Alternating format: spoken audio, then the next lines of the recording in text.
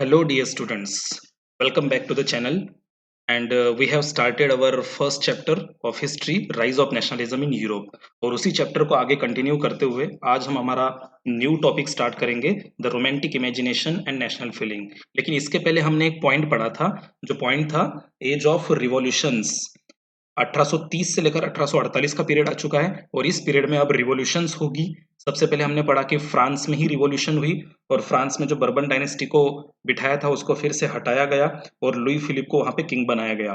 फिर जुलाई रिवॉल्यूशन हुई जिसमें बेल्जियम को नीदरलैंड से आजाद करवाया और फिर उसके बाद ग्रीक्स या ग्रीस हम उसे कहते हैं, उसको ऑटोमन एम्पायर से आजाद करवाया। तो ये पॉइंट हम पढ़ चुके हैं। अब अपना नेक्स्ट पॉइंट स्टार्ट करते हैं, वो है romantic imagination and the rise of national feelings. अब इस पॉइंट में हम पढ़ेंगे कि अगर हमें देश प्रेम नेशनलिज्म तैयार करना है तो उस नेशनलिज्म में सिर्फ युद्ध ओके या फिर सिर्फ जमीन हड़पने से नेशनलिज्म तैयार नहीं होता है। सिर्फ युद्ध करने से या किसी की जमीन को हड़प लेने से, उसको टेरिटोरियल एक्सपेंशन कहते हैं, उससे नेशनल फीलिंग तैयार नहीं होती है। तो नेशनल फीलिंग तैयार करने में कल्चर का बहुत इंपॉर्टेंट रोल होता है। ओके, बिना कल्चर, कल्चर मतलब क्या होता है? कल्चर मतलब जैसे कुछ पोएट्री है, आर्ट है, पेंटिंग्स है, स्टोरीज है, म्यूजिक है, इन चीजों के द्वारा आप लोगों के अंदर एक देश प्रेम, एक यूनाइटेड फीलिंग तैयार कर सकते हो। तो ये कल्चर होता है। संस्कृति इसे हम कहते हैं। जैसे भारत की एक संस्कृति है, हम भारत की संस्कृति के द्वारा लोगों को यूनाइट करते हैं कि हम सब एक है, हमारी हिस्ट्री एक है। हम कुछ पेंटिंग्स दिखाते हैं, हम कुछ गाने, कुछ कविताएं दिखाते हैं, कुछ स्टोरीज बताते हैं हमारे हीरोज की, नेशनल हीरोज की। तो इसके द्वारा नेशनल फीलिंग को तैयार किया जाता है। इसलिए नेशनलिज्म सिर्फ युद्धों से, देश प्रेम, हम सब एक है, ये फीलिंग सिर्फ युद्धों से नहीं आती है। युद्ध करने से आप देश प्रेम तैयार नहीं कर सकते हो, या फिर साइंस की मदद से आप देश प्रेम तैयार नहीं कर सकते हो। तर्क वितर्क जो होता है ना, साइंस, हम आगे पढ़ेंगे। चलो देखते हैं।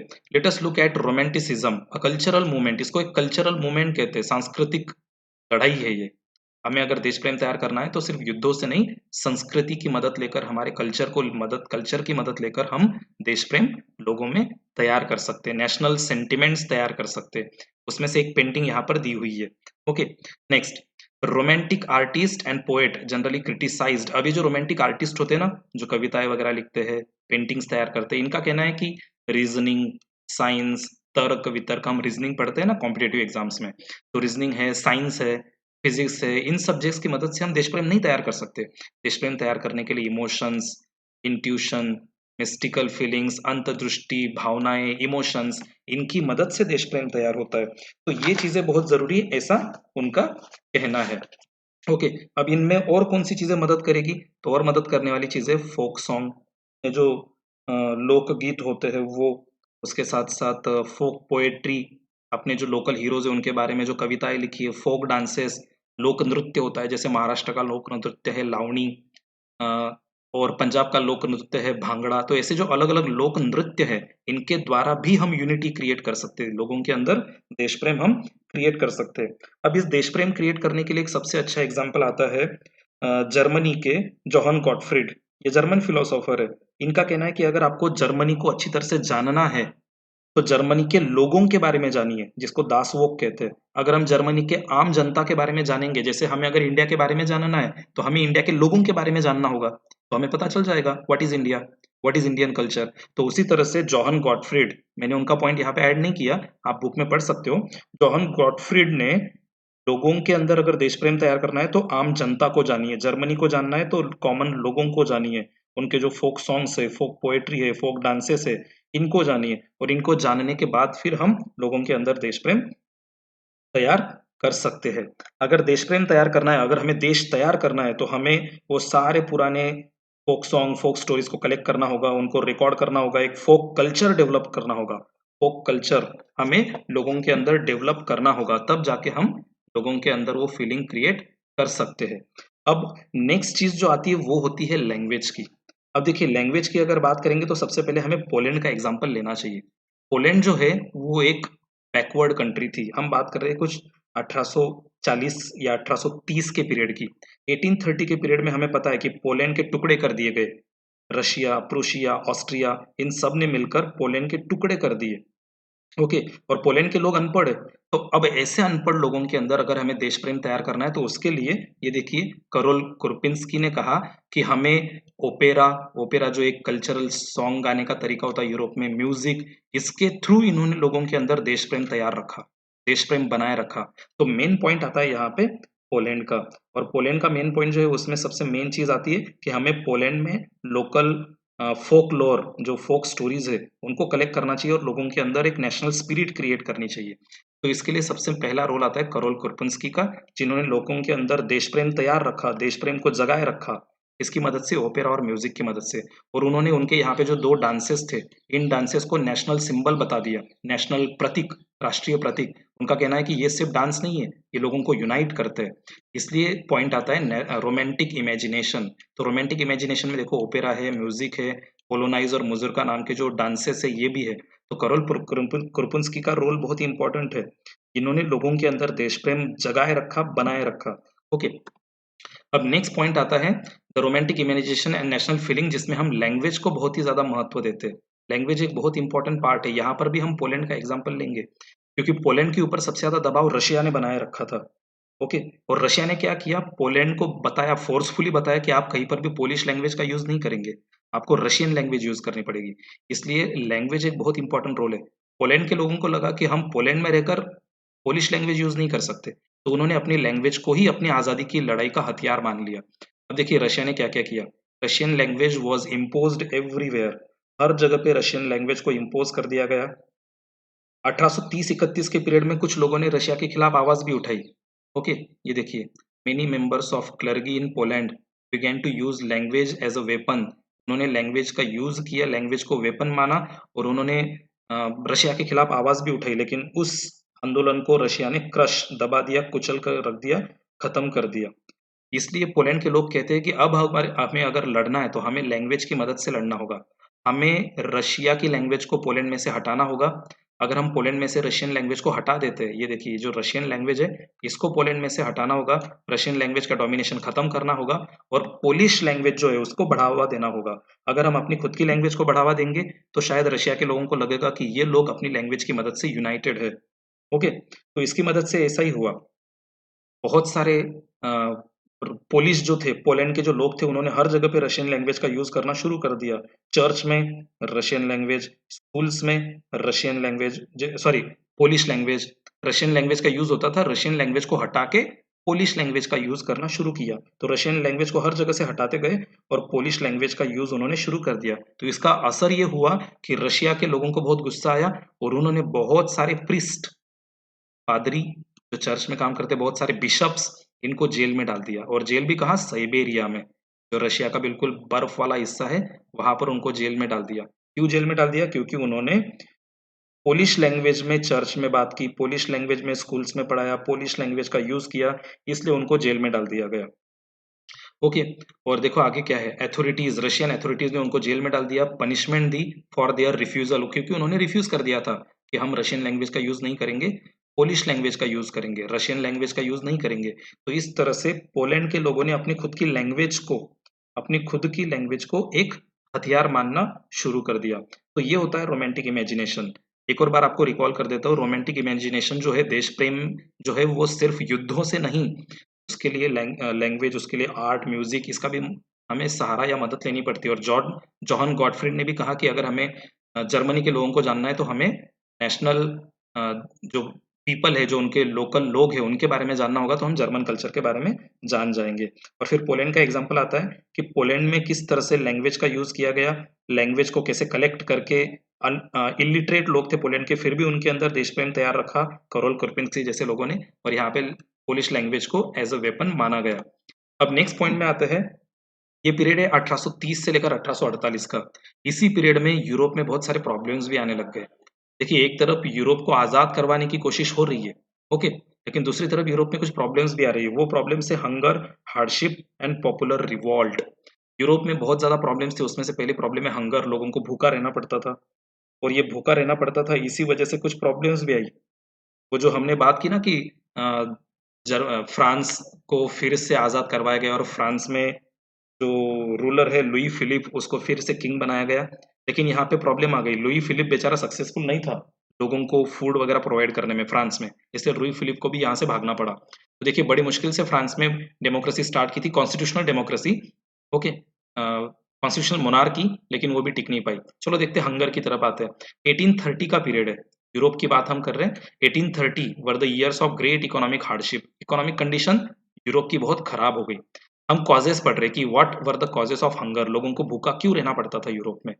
एक तरफ यूरोप को आजाद करवाने का पीरियड चल रहा है 1830 से 1848, रिवॉल्यूशन का पीरियड है, लेकिन उसी पीरियड में रिवॉल्यूशन फ्रांस में हुई और फ्रांस में लुई फिलिप को राजा बनाया गया, कॉन्स्टिट्यूशनल मोनार्की, लेकिन अब उसको भी प्रॉब्लम आएगी। तो देखते हैं पहला कॉज क्या है। तो पहला कारण है भूखा रहने का, एनॉर्मस इंक्रीज इन पॉपुलेशन।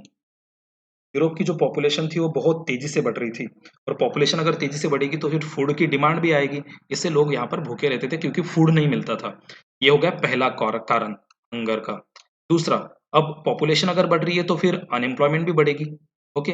तो प्रॉब्लम क्या थी, more seekers of jobs than employment, job ढूंढने वाले ज्यादा और जॉब कम, इसका मतलब अनएम्प्लॉयमेंट। तो अनएम्प्लॉयमेंट दूसरी प्रॉब्लम है। लोग अनएम्प्लॉयड थे, इस वजह से उनको काम नहीं मिलता था, काम नहीं मिलता था तो पैसे नहीं, और पैसे नहीं तो वो भूखे रहते थे। अब देखो गाँव में पॉपुलेशन बहुत ही ज्यादा हो गई, तो गाँव में काम नहीं था, तो गाँव के लोगों ने माइग्रेशन शुरू कर दिया, माइग्रेशन टू द सिटीज, वो शहरों में जाने लग गए, और शहरों में फिर ओवर क्राउडेड स्लम्स, शहरों में लोगों ने स्लम तैयार की, झुग्गियां बनाई, शहरों में लोग झोपड़ियों में रहने लग गए, तो झोपड़ियों में रहते तो बीमारियां फैलती है, पॉपुलेशन ज़्यादा हो गई तो फिर इससे लोगों के पास काम नहीं और लोग भूख से मरने लग गए। तो ये तीसरा कारण है माइग्रेशन, दूसरा था अनएम्प्लॉयमेंट। अब एक और प्रॉब्लम है, इंग्लैंड में जो लोग हाथों से कुछ चीजें बनाते हैं, कपड़े बुनते हैं हाथों से, अगर कोई भी चीज बनाते हैं तो हाथ से बनाने वाली चीजें भी बेचना कम हो गया, क्योंकि पूरे यूरोप की हम बात करें, लेकिन क्यों हाथ से बनने वाली चीजें लोग नहीं खरीद रहे, क्योंकि इंग्लैंड से बनने वाली फैक्ट्री मेड प्रोडक्ट्स पूरे यूरोप में फैल गए। इंग्लैंड में फैक्ट्रियाँ थी, इंडस्ट्रियल रिवॉल्यूशन हो चुका था, हमने पढ़ा था कि इंग्लैंड में second half of 18th century में इंडस्ट्रियल रिवॉल्यूशन हुआ था, तो इस वजह से इंडस्ट्री में जो चीज़ें बनती थी वो सस्ती थी और अच्छी थी, इसलिए इंग्लैंड ने पूरे यूरोप में फैला दी, और पूरे यूरोप में जो जो लोग पीजेंट थे, मजदूर थे, हाथ से चीज़ें बनाते थे, कपड़े स्पेशली टेक्सटाइल, उनका काम बंद पड़ गया, उनके पास कोई काम ही नहीं, बेचारे पहले कपड़े बुनकर बेचते थे, इसलिए वो उनके कपड़े कोई खरीदता ही नहीं, इसलिए पॉइंट हमारा स्टीफ कंपटीशन बिटवीन स्मॉल प्रोड्यूसर्स, जो छोटे छोटे प्रोड्यूसर्स है यूरोप में, और उसके साथ साथ इंपोर्टेड मशीन मेड गुड्स। तो एक तरफ हाथ से बनने वाले कपड़े और दूसरी तरफ मशीन से बनने वाले कपड़े, इसके बीच में कंपटीशन है। तो हाथ से बनने वाले कपड़े टिक नहीं पाए, और जो कपड़े हाथ से बनाते हैं वो बेचारे, उनका काम छूट गया, काम नहीं तो पैसा नहीं, और पैसा नहीं तो भूखे रहने लग गए। उसी वक्त लोगों को और भी बहुत सारी चीजें देनी पड़ती थी। क्या क्या देना पड़ता था, तो ये देखिए यहाँ पर हमारा नेक्स्ट पॉइंट आता है, लोगों को देने पड़ते थे फ्यूडल ड्यूज। लोगों ने जो जमीन उधार ली थी, फ्यूडलिज्म उसको कहते हैं, जो लोग जमींदारों से जमीन लेते हैं ना उधार, तो उसके बदले में पैसे देते, अब वो पैसे दे नहीं पा रहे, तो इस वजह से भी उनकी जमीन छीन ली गई, भूखे रहने लग गए। ऑब्लिगेशंस, और कुछ जिम्मेदारियां थी लोगों के ऊपर, कुछ देना था उनको, किसी के पैसे देने होंगे तो वो भी नहीं दे पा रहे, फिर भी भूखा रहना पड़ रहा है और उनकी डेथ हो रही है।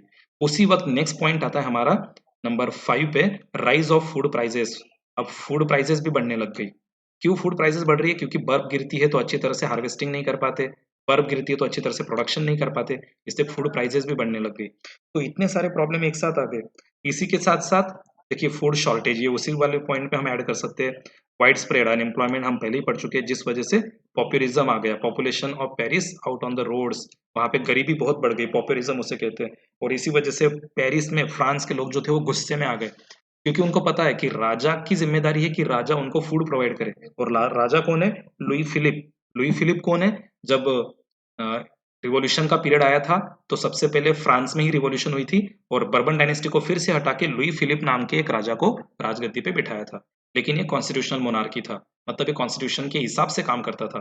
लेकिन अब लोगों का इसके ऊपर भी गुस्सा है, क्योंकि ये लोगों को फूड प्रोवाइड नहीं कर पाया, इससे लोग रोड पे निकल आए, और लुई फिलिप को फिर वहां से भागना पड़ा। से पॉइंट आता है Louis Philippe flee, Louis Philippe को अपनी राजगद्दी छोड़कर भागना पड़ा। इसका असर ये हुआ कि फ्रांस के लोगों ने नेशनल असेंबली बना दी। फ्रांस के जो मिडिल क्लास के लोग थे उनको लगा कि चलो ठीक है कोई बात नहीं, अब हम नेशनल असेंबली तैयार करेंगे। नेशनल असेंबली में उन्होंने अपने देश को रिपब्लिक अनाउंस कर दिया। रिपब्लिक मतलब ऐसा देश जिसका जो हेड होता है वो इलेक्टेड होता है, तो इंडिया रिपब्लिक है। इंडिया का फर्स्ट सिटीजन कौन होता है, प्रेसिडेंट, तो इंडिया का प्रेसिडेंट इलेक्टेड है, that's why India is Republic. लोगों उन्होंने फ्रांस के लोगों ने सबको वोटिंग का अधिकार दे दिया, मेल हो, फीमेल हो, अ जो स्पेशली 21 ईयर्स के ऊपर है उनको भी वोटिंग का अधिकार दे दिया और लोगों को राइट टू वर्क भी दे दिया। तो देखो लुई फिलिप भाग गया, भले ही वो अच्छा राजा था वो भाग गया, उसके बाद नेशनल असेंबली बनी, फिर से एक और बार, पहले भी नेशनल असेंबली बन चुकी थी किंग लुई 16 के खिलाफ, जिसमें 2 लीडर भी थे मिराबेओ और एबेसिस, याद होगा आपको। तो यहाँ पर भी नेशनल असेंबली फिर से बनी और फिर से रिपब्लिक बनाया गया, फिर से लोगों को वोटिंग का अधिकार दिया गया और राइट टू वर्क भी दिया गया।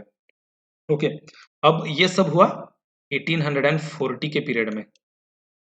ओके, 1840 के पीरियड में ये सब कुछ हो गया, लेकिन 48 के पीरियड में, 1848 में हुआ, सॉरी।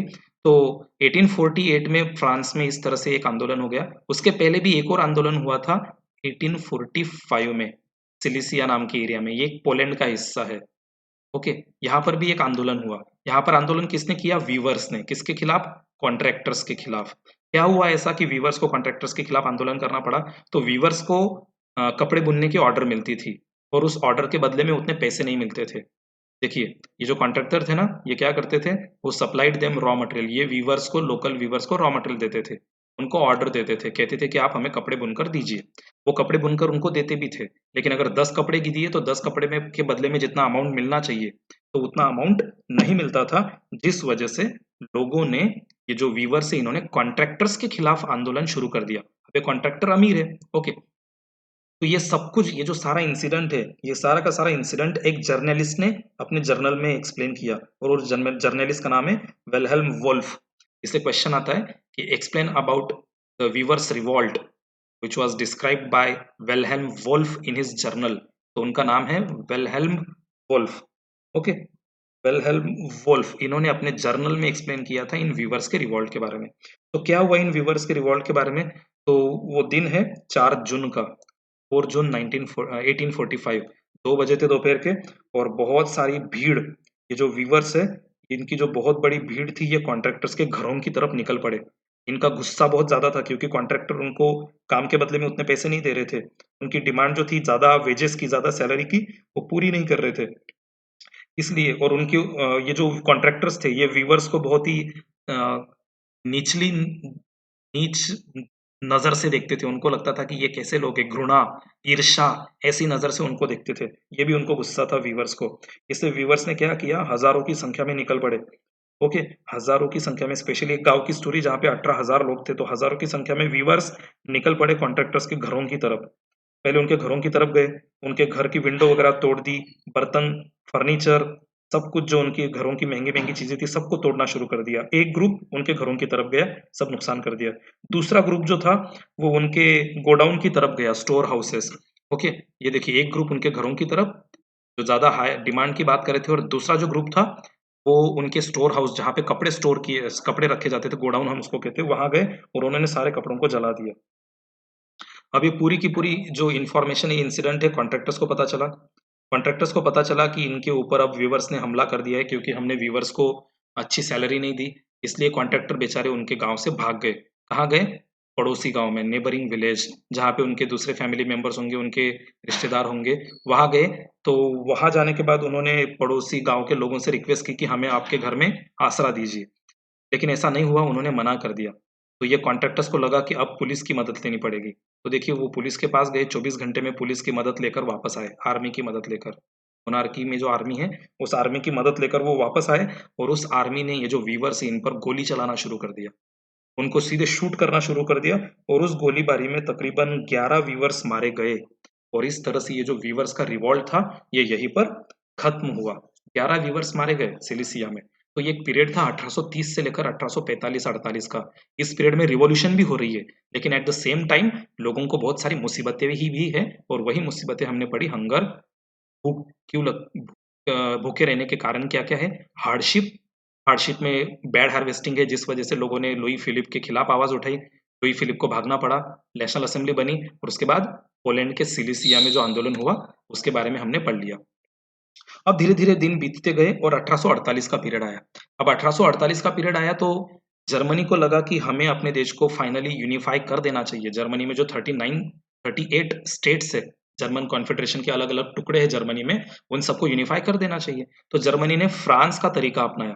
फ्रांस ने जैसा किया था ना, फ्रांस ने नेशनल असेंबली बनाई थी किंग लुई 16 के खिलाफ, फिर उन्होंने इलेक्शन करके 745 मेंबर्स को इलेक्ट किया था, कॉन्स्टिट्यूशन बनाई थी। तो जर्मनी ने भी ऐसा ही किया, उन्होंने भी नेशनल असेंबली बनाई, 831 लोगों को इलेक्ट किया, उन्होंने भी कॉन्स्टिट्यूशन बना दी। और ये सब कुछ उन्होंने किया फ्रैंकफर्ट नाम की सिटी में। ओके, जर्मनी की एक सिटी है फ्रैंकफर्ट, ये देखिए फ्रैंकफर्ट। और इस सिटी में एक चर्च था, उस चर्च का नाम था सेंट पॉल। ये देखिए वही चर्च की फोटो है यहाँ पर, इस सेंट पॉल नाम के चर्च में वो इकट्ठा हुए थे। इसलिए इस पूरे इंसिडेंट को कहते हैं फ्रैंकफर्ट पार्लियामेंट, जो 1848 में उन्होंने कोशिश की थी। यहाँ पे ऊपर देखिए औरतें दिख रही है, पूरी की पूरी औरतें ऑडियंस गैलरी में बैठी हुई है।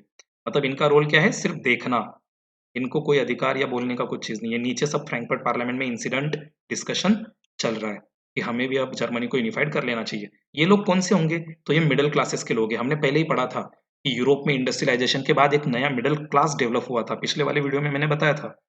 तो जो मिडिल क्लासेस के लोग थे, प्रोफेशनल से बिजनेसमैन है, वो इसमें थे। तो आगे उसको हम डिटेल में पढ़ लेते हैं। अब देखिए, हमने पढ़ा कि सिलिसिया में आंदोलन हुआ, वीवर्स ने किया, वर्कर्स ने किया। ये देखिए पुअर्स का आंदोलन चल रहा है, अनएम्प्लॉयड लोगों का आंदोलन चल रहा है, भूखे जो लोग हैं उनका आंदोलन चल रहा है, पीजेंट्स का, वर्कर्स का आंदोलन चल रहा है। तो इसके साथ साथ एजुकेटेड मिडिल क्लास लोगों को भी लगा कि हमें भी यूरोप को या जर्मनी को यूनिफाइड करना चाहिए। तो एक तरफ देखो गरीबों का आंदोलन चल रहा है, भूख के खिलाफ, अनएम्प्लॉयड लोगों का आंदोलन चल रहा है, स्टार्विंग लोगों का, भूखे जो है गरीब पीजेंट्स है जिनका आंदोलन सिलिसिया में कॉन्ट्रैक्टर्स के खिलाफ चल रहा था, वर्कर्स का आंदोलन चल रहा था। तो एक तरफ इनका आंदोलन अलग कारण के लिए, और ये जो एजुकेटेड मिडिल क्लासेस है जो इंडस्ट्रियलाइजेशन के बाद तैयार हुए थे, इनका आंदोलन चल रहा है डेमोक्रेसी के लिए। इनको डेमोक्रेसी चाहिए और ये जो पूरा का पूरा यूरोप है यूनिफाइड चाहिए। क्योंकि यूरोप में स्पेशली जर्मनी, क्योंकि अभी तक जर्मनी यूनिफाइड नहीं हुआ है, जर्मनी में छोटे छोटे टुकड़े हैं। इटली यूनिफाइड नहीं हुआ है, इटली में 7 अलग अलग राज्य है, 7 अलग अलग जगह है जो यूनिफाइड नहीं है। पोलैंड यूनिफाइड नहीं हुआ है, और ऑस्ट्रो हंगेरियन जो एम्पायर है वो यूनिफाइड नहीं हुआ है। तो यहाँ पे जो स्पेशली लिबरल मिडिल क्लासेस के लोग थे, हमने पिछले पॉइंट में पढ़ा था, लिबरल लिबरल मिडिल क्लासेस जो इंडस्ट्रियलाइजेशन के बाद तैयार हुए। मैं बार बार उनका जिक्र कर रहा हूँ क्योंकि लिबरल मिडिल क्लासेस के जो लोग हैं वही सबसे ज्यादा रिस्पॉन्सिबल है, इंपॉर्टेंट है यूरोप में अलग अलग देशों के यूनिफिकेशन में। ओके, तो अब इनको लगा कि चारों तरफ यूरोप में आंदोलन चल रहे हैं, देखो गरीबों का भी है, इनका भी है, तो हमें इस प्रॉब्लम का फायदा उठाना चाहिए, इस आंदोलन का फायदा उठाना चाहिए और हमें यूरोप को कंबाइन और यूनिफाइड करवाना चाहिए। इसलिए फिर उन्होंने ये कोशिश शुरू कर दी। तो अगले पॉइंट में आते हैं, men and women of liberal middle classes combine their demands. Men, male, female, इन सब लोगों ने यूनिटी तैयार की, इन सब लोगों ने अपनी डिमांड्स को इकट्ठा किया। उनकी डिमांड क्या थी, कॉन्स्टिट्यूशनलिज्म, अपने देश में कॉन्स्टिट्यूशन होनी चाहिए, और भी बहुत सारी डिमांड्स थी उनकी। किसके खिलाफ, मोनार्की के खिलाफ, कंजर्वेटिव्स के खिलाफ, जो 39 कन्फेडरेशन स्टेट्स हैं उनके खिलाफ। तो इन सब ये जो मिडिल क्लासेस के लोग हैं इन्होंने अपनी डिमांड्स को इकट्ठा किया और सारी डिमांड्स को इकट्ठा करके आवाज उठाना शुरू कर दिया। ये सारे के सारे इकट्ठा हुए, कौन कौन, मिडिल क्लास के प्रोफेशनल्स, बिजनेसमैन, प्रॉस्परस आर्टिसंस। अब देखिए इसमें गरीब मजदूरों का नाम नहीं है, और वो नहीं है, इसी वजह से ये फ्रैंकफर्ट पार्लियामेंट सक्सेसफुल नहीं होगी। यह एक मेन पॉइंट है जो हम आगे पढ़ेंगे। याद रखना, इसमें प्रोफेशनल्स है, इसमें बिजनेसमैन है, जो फ्रैंकफर्ट पार्लियामेंट में जर्मनी को यूनिफाई करवाने की कोशिश कर रहे हैं, मोनार्की के खिलाफ और कंजर्वेटिव्स के खिलाफ। लेकिन इसमें गरीबों का नाम नहीं है। ये सब के सब कहाँ इकट्ठा हुए, फ्रैंकफर्ट सिटी में। और फ्रैंकफर्ट सिटी कहाँ है, जर्मनी में। और फ्रैंकफर्ट सिटी में भी कौन सी जगह, तो फ्रैंकफर्ट सिटी में जो सेंट पॉल नाम का चर्च है वहां पर, यहाँ पर इन्होंने नेशनल असेंबली बना दी। नेशनल असेंबली बनाकर इलेक्शंस भी कंडक्ट करवा दिए 18 मई 1848 में। और इलेक्शन कंडक्ट करवाकर उन्होंने वहां पर 831 लोगों को इलेक्ट किया फ्रैंकफर्ट पार्लियामेंट में, जो सेंट पॉल चर्च में इकट्ठा हुई थी। और फिर उनकी वहां पर कुछ प्लानिंग थी, वो संविधान भी बना चुके थे, कॉन्स्टिट्यूशन बना चुके थे, जिस संविधान को स्ट्रिक्टली फॉलो किया जाएगा, और भी बहुत सारी चीजें उन्होंने वहां पर डिस्कस करके रखी थी। अब इनको लगा कि इतना सब हो गया, लेकिन अब कॉन्स्टिट्यूशनल मोनार्की मतलब कॉन्स्टिट्यूशनल किंग कौन बनेगा, राजा कौन बनेगा। क्योंकि डेमोक्रेसी है, लेकिन उनकी डेमोक्रेसी इंडिया की डेमोक्रेसी की तरह नहीं है। उनको लगता था कि अब हमने सब कुछ तो कर दिया, अब एक राजा होना चाहिए। तो जर्मनी में उनको लगा कि कोई नहीं है, तो प्रशिया गए, प्रशा, प्रुशिया हम उसको कहते हैं। तो प्रशिया जाने के बाद देखो, they drafted a constitution for German nation to be headed by monarchy, जिसमें मोनार्की होगी। उन्होंने संविधान बना दिया, वहां पे मोनार्की होगी, लेकिन मोनार्की किसके अंडर में काम करेगी, पार्लियामेंट के अंडर में। फिर वो प्रुशिया गए, और प्रशिया में जाने के बाद उन्होंने प्रशिया के राजा को कहा कि आप हमारे देश के राजा बन जाओ। यहाँ पर हुई उनकी सबसे बड़ी गलती। उनको ये नहीं करना चाहिए था। और जो प्रशिया का राजा था उसका नाम था फ्रेडरिक विलियम फोर। ये देखिए, William four sorry, Frederick William four. इनके पास जाके उन्होंने प्रशिया के राजा को कहा कि आप हमारे देश के राजा बन जाओ। कौन से राजा? कॉन्स्टिट्यूशनल। अब कॉन्स्टिट्यूशनल मोनार्की मतलब क्या? तो कॉन्स्टिट्यूशनल मोनार्की मतलब ऐसा राजा जिसको कॉन्स्टिट्यूशन के रूल्स मानने पड़ेंगे। तो इसने मना कर दिया, क्योंकि इसको लगता था कि अगर मैं कॉन्स्टिट्यूशनल मोनार्की बन जाऊंगा तो फिर मेरी पावर का क्या, मेरी पावर तो खत्म हो जाएगी। इसलिए इसने मना कर दिया कि मैं आपके देश का राजा नहीं बनूंगा। लेकिन इसने उनको जाने भी नहीं दिया, छोड़ा भी नहीं। इसको लगता था कि अगर मैं इनको छोड़ दूंगा, अगर यहाँ पर कॉन्स्टिट्यूशनल मोनार्की आ जाती है, तो फिर तो कुछ दिनों के बाद प्रशिया में भी लोग लड़ेंगे, प्रशिया में भी लोग आवाज उठाएंगे कॉन्स्टिट्यूशनल मोनार्की के लिए। इसलिए इन लोगों की जो असेंबली, इसको खत्म कर देना चाहिए। तो प्रशिया के राजा ने दूसरी मोनार्कीज के साथ मिलकर, ये देखिए, ज्वाइन अदर मोनार्कीज, दूसरी मोनार्कीज के साथ मिलकर इनकी नेशनल असेंबली को खत्म कर दिया। तो जर्मनी को ये गलती नहीं करनी चाहिए थी। जर्मनी के लोगों को प्रशिया के राजा के पास नहीं जाना चाहिए था। प्रशिया के राजा को क्राउन ऑफर नहीं करना चाहिए था, लेकिन उन्होंने ये गलती कर दी। प्रशिया के राजा को क्राउन ऑफर किया, और प्रशिया के राजा को क्राउन ऑफर करने की वजह से उसको गुस्सा आ गया। उसको लगा कि ये मोनार्की के खिलाफ आवाज कैसे उठा सकते, तो इस वजह से उसने इनकी नेशनल असेंबली को खत्म कर दिया। अब while the opposition of aristocracy and military became stronger, अब देखो ये एरिस्टोक्रेसी और मिलिट्री स्ट्रांग हो गई, प्रशिया के राजा ने इनके ऊपर हमला कर दिया। ये देखिए, the social basis of parliament eroded, ये जो जर्मनी के लोगों ने पार्लियामेंट तैयार की थी इसको उन्होंने खत्म कर दिया। ट्रूप्स, उन्होंने सोल्जर्स को बुलाया, troops were called and assembly was forced to disband, उन्होंने असेंबली को बर्खास्त कर दिया, लोगों को वहां से भगा दिया कि कोई नेशनल असेंबली नहीं, कोई जर्मनी यूनिफाई नहीं होगा और यहाँ पे कोई कॉन्स्टिट्यूशनल मोनार्की नहीं होगी। इस तरह से उन्होंने जर्मनी की जो कोशिश थी 1848 की, जिसको रिवॉल्यूशन ऑफ 1848 कहते हैं, जो सक्सेसफुल नहीं हुआ, ये पॉइंट याद रखना है, वो खत्म कर दिया। अब पॉइंट आता है औरतों का। इस नेशनल असेंबली बनाने में फ्रैंकफर्ट पार्लियामेंट में औरतों का क्या रोल था, उसके पहले एक पॉइंट में बता देता हूँ, ये नेशनल असेंबली सक्सेसफुल क्यों नहीं हुई। उसका एक कारण ये भी है कि नेशनल असेंबली में, हमने पिछली वाली स्लाइड में आपको दिखाया कि नेशनल असेंबली में कौन कौन है, प्रोफेशनल्स है, बिजनेसमैन है, प्रॉस्परस आर्टिशियंस है, लेकिन इसमें किसका कंट्रीब्यूशन नहीं है। तो इसमें मेन पॉइंट आता है वर्कर्स और आर्टिशियंस, जो गरीब वर्कर है और आर्टिशियंस है उनका कंट्रीब्यूशन नहीं था, इस वजह से। ठीक है, अब अगले पॉइंट में आते हैं औरतों का। अब देखिए, औरतों के लिए पॉलिटिकल राइट्स देने चाहिए कि नहीं देने चाहिए, ये एक बहुत बड़ा कंट्रोवर्शियल इश्यू था। औरतों को उनके अधिकार देने चाहिए कि नहीं, उनको पॉलिटिक्स में इक्वल राइट्स देने चाहिए कि नहीं, ये बहुत बड़ा कंट्रोवर्शियल इश्यू था। इसके खिलाफ औरतों ने अपनी पॉलिटिकल एसोसिएशंस भी बनाई, उनको भी चाहिए अधिकार। उन्होंने कुछ न्यूज़पेपर्स तैयार किए, उन्होंने बहुत सारी पॉलिटिकल मीटिंग्स में हिस्सा लिया, डेमोन्स्ट्रेशंस में हिस्सा लिया। इतना सब कुछ करने के बाद भी औरतों को इक्वल राइट्स नहीं मिले, और जब फ्रैंकफर्ट पार्लियामेंट हुई तो उनको विजिटर्स गैलरी में बिठाया गया। हमने पिछली 2 स्लाइड्स में आपको दिखाया था, मैं आपको एक और बार दिखा देता हूँ। ये देखिए फ्रैंकफर्ट पार्लियामेंट, और यहाँ पे ये औरतें देखिए सिर्फ विजिटर्स गैलरी में इनको बिठा के रखा है यहाँ पर। तब उनका कोई ओपिनियन ही नहीं है। ऐसा नहीं कि उन्होंने मदद नहीं की, ऐसा नहीं कि उनका कोई रोल नहीं था जर्मनी में। Okay, women were admitted only as observers, उनको सिर्फ ऑब्जर्वर के तौर पे उस फ्रैंकफर्ट पार्लियामेंट में बिठाया गया। ओके, अब ये हो गया औरतों के बारे में कि औरतों का क्या रोल था और औरतों को किस तरह से वहां पर सिर्फ ऑब्जर्वर रखा गया। अब इसके बाद जो मोनार्की थी, तो हमने जर्मनी की बात की, प्रशिया की बात की, उस मोनार्की को लगा कि ये जर्मनी के लोग तो हमेशा ऐसे ही आवाज उठाते रहेंगे, इससे अच्छा है कि इन लोगों को कुछ लालच दे दिया जाए, इनको कुछ फ्रीडम दे दिया जाए ताकि ये आवाज ना उठाए। वैसे ही अभी मोनार्की वैसे भी कमजोर हो चुकी है ना, ये मोनार्की जो है ये वैसे भी कमजोर हो चुकी है। इनको पता है कि अब हम ज्यादा देर तक मोनार्की नहीं संभाल सकते, लेकिन फिर भी इनको लगा कि हमें कुछ इनको कंसेशंस दे देने चाहिए। देखिए, हमें कुछ इन मिडिल क्लास के लोगों को कंसेशन या छूट दे देनी चाहिए। तो क्या क्या छूट दी उन्होंने, सबडम नाम की जो कंडीशन है उसको खत्म कर दिया। सबडम मतलब क्या, कि जो जमींदार से जमीन ली जाती है और जमीन के बदले में पैसे दिए जाते, वो बॉन्डेड लेबर, जो बॉन्डेड लेबर हुआ करते थे, कुछ लेबर्स को जबरदस्ती काम करवाया जाता था, पैसे नहीं मिलते थे, ऐसे बॉन्डेड लेबर, ये भी खत्म करवा दिया। तो इससे कुछ मिडिल क्लास के लोगों को थोड़ा अच्छा लगा। More autonomy to Hungarians in Habsburg empire, Hungarians को थोड़ी और पावर दे दी, जिससे हंगेरियंस भी थोड़े खुश हो गए। तो ये कुछ ऐसे काम किए मोनार्की ने, जिसकी वजह से ऐसा लगा कि अब ये लोग आवाज नहीं उठाएंगे, ये लोग लड़ाई नहीं लड़ेंगे। और ऐसा ही हुआ, कुछ सालों तक ये जो मिडिल क्लासेस के लोग हैं इन्होंने कोई आवाज नहीं उठाई, मिडिल क्लास के लोगों ने कुछ सालों तक कोई कोशिश नहीं की। लेकिन धीरे धीरे दिन बीतते गए और 1871 का पीरियड आ गया, और इस 1871 में जर्मनी को यूनिफाई होना चाहिए, ऐसा प्रशिया को लगा। जिस प्रशिया ने जर्मनी को यूनिफाई होने से रोका था, अब वही प्रशिया जर्मनी को यूनिफाई होने में मदद करेगा। और उस प्रशिया में एक आदमी है, उस प्रशिया में उनकी आर्मी में एक मेन चीफ मिनिस्टर है, इंपॉर्टेंट मिनिस्टर है, जिसका नाम है ऑटो वन बिस्मार्क। हम उनके बारे में पढ़ेंगे आगे। ओके, अब देखिए, nationalist feelings were wide spread among middle classes. Middle class के लोग अभी भी देश प्रेम उनके अंदर है। भले ही 1848 में उन्होंने लड़ाई लड़ी, सक्सेसफुल नहीं हुई, ये देखिए, सॉरी 1848 में, 1848 में उन्होंने लड़ाई लड़ी, लेकिन वो सक्सेसफुल नहीं हुए। ओके, तो सक्सेसफुल नहीं हुए, फिर भी उन्होंने इसके लिए वो पीछे नहीं हटे।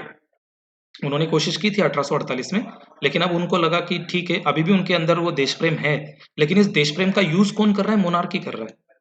अब देखिए, उल्टी कंडीशन हो गई। ये मोनार्की नेशनल मिडिल क्लासेस के लोगों के देश प्रेम का यूज अपने फायदे के लिए कर रहे हैं, अपना देश मजबूत करने के लिए। देखिए, this liberal initiatives to nation building was however repressed. जब जब इन्होंने आवाज उठाई देश को यूनिफाई करने की, तब तक इनकी आवाज को दबा दिया गया, और मोनार्की ने इनकी मदद से इनकी आवाज को, इनकी पावर को अपनी तरफ चैनलाइज कर लिया।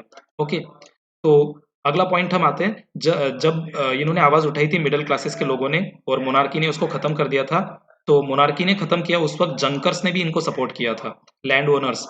जब जब मिडिल क्लासेस की राइट्स को दबाया गया, तब तक जंकर्स ने भी इनको सपोर्ट किया। जंकर्स कौन होते हैं? Land owners. तो इन लैंड ओनर्स को लगता था कि अगर मोनार्की खत्म हो जाएगी और कॉन्स्टिट्यूशनल मोनार्की आ जाएगी, तो फिर हम जमींदारों का क्या होगा? जमींदारी खत्म हो जाएगी। इससे लैंड ओनर्स भी चाहते थे कि मोनार्की ही रहे और डेमोक्रेसी न आए, लेकिन फिर भी ऐसा नहीं होने वाला है। प्रुशिया के कुछ लोगों को लगता था, प्रशिया के कुछ लोगों को लगता था कि जर्मनी में यूनिफिकेशन होना ही चाहिए। तो जर्मनी में यूनिफिकेशन होना चाहिए, तो कौन करवाएगा? तो इसके लिए लीडरशिप किसने अपने हाथ में ली? तो प्रशिया ने ली। Prussia took on the leadership of this movement. Prussia को लगा कि अब जर्मनी को यूनिफाई करना ही चाहिए, क्योंकि जर्मनी अगर यूनिफाई होगा तो उसमें प्रशिया को ही अच्छा है, क्योंकि प्रशिया की जो आइडियोलॉजी है वो पूरे वर्ल्ड में फैल जाएगी। प्रशिया जो कहना चाहता है वो पूरे वर्ल्ड के लोगों को पता चल जाएगा। इसलिए जर्मनी यूनिफाइड होगा तो उसमें मेन रोल होगा प्रशिया का, क्योंकि प्रशिया जो चाहता है वो पूरे यूरोप में फैल जाएगा। तो इसके लिए मेन काम किया ऑटो वन बिस्मार्क ने। ऑटो वन बिस्मार्क ने क्या किया कि इनको architect of unification of Germany भी कहते हैं। इनका जर्मनी के यूनिफिकेशन में बहुत बड़ा रोल है। इन्होंने जर्मनी को यूनिफाइड करवाने के लिए पर्शियन आर्मी की मदद ली, पर्शियन ब्यूरोक्रेसी की मदद ली, और पर्शियन आर्मी और पर्शियन ब्यूरोक्रेसी की मदद से 3 युद्ध किए 7 साल में। 7 साल के पीरियड में 3 युद्ध किए। वो तीनों युद्ध किसके खिलाफ? तो ऑस्ट्रिया, डेनमार्क और फ्रांस के खिलाफ। और 3 युद्ध करके इन्होंने इन तीनों पावर्स को खत्म कर दिया और जर्मनी को यूनिफाइड कर दिया। तो जर्मनी के यूनिफिकेशन में मेन रोल आता है ऑटो वोन बिस्मार्क का। अब जर्मनी यूनिफाइड हो गया। अब जर्मनी यूनिफाइड होने के बाद कॉन्स्टिट्यूशनल मोनार्की आ गई। अब कॉन्स्टिट्यूशनल मोनार्की आ गई तो फिर राजा किसको बनाएंगे? तो राजा बनाया गया प्रशिया के ही एक आदमी को, प्रशिया के किंग को, और उनका नाम है विलियम वन।